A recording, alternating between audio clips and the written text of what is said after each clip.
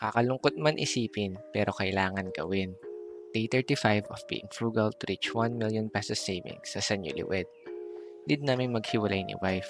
Pero dahil lang naman RTO siya today. Bago siya umalis, sobrang na-appreciate ko talaga yung effort niya. Hinahanda niya na yung mga kakainin ko buong araw, pangtanghalian, hapunan, pati ice cold coffee. Siniset up niya na rin. At syempre, nagbaon din siya ng mga pagkain niya para tipid din sa office. Pero dito ako nagtaka. Bakit parang sobrang laki ng baunan niya today? Tsaka kakaiba.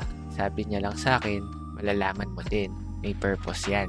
Usually, hinahatid ko siya sa sakayan para iwas dagdag gastos sa taxi. Mas okay na rin yun kasi banding na rin namin habang bumabiyahe. Pag uwi ko naman, dapat mag-e-edit ako ng videos.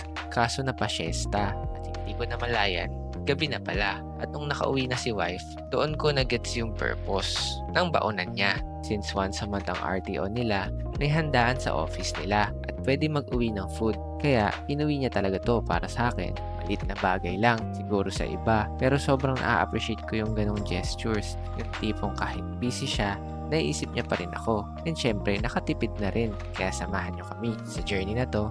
Day 35 pa lang, tuloy-tuloy na to.